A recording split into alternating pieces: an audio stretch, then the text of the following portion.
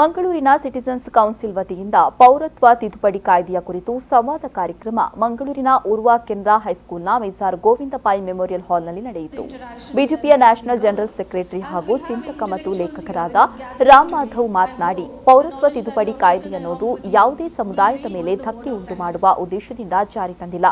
ಪೌರತ್ವ ತಿದ್ದುಪಡಿ ಕಾಯ್ದೆಯು 1995ರ ಪೌರತ್ವ ಕಾಯ್ದೆಗೆ ತಿದ್ದುಪಡಿ ಮಾಡುವ ಮಸೂದೆಯಾಗಿದ್ದು, ಎಲ್ಲ ಸಮುದಾಯದವರಿಗೂ ಸಮಾನ ಪೌರತ್ವ ನೀಡುವ ಉದ್ದೇಶದಿಂದ ಜಾರಿಗೊಳಿಸಲಾಗಿದೆ.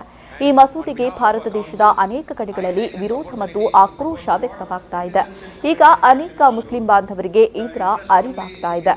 ಆದರೆ ಈ ಕಾಯ್ದೆ ಯಾವುದೇ ರೀತಿಯಲ್ಲೂ ಯಾವ ಸಮುದಾಯದವರಿಗೂ ಧಕ್ಕೆಯುಂಟು ಮಾಡೋದಿಲ್ಲ ಅಂತ ಹೇಳಿದರು. That actually the Prime Minister and the government of India, they are well-wishers of our community. They are here to secure the interest of every Indian, including Muslims. They are not excluding anybody. The realization is dawning on them. This whole propaganda, Article 14, equality. Article 14, equality, I agree. What is Article 25? Those who are well-versed with Constitution will know. Special privileges to minorities. What happened to equality then? Certain groups, while the broader principle of equality is always intact, certain groups require certain support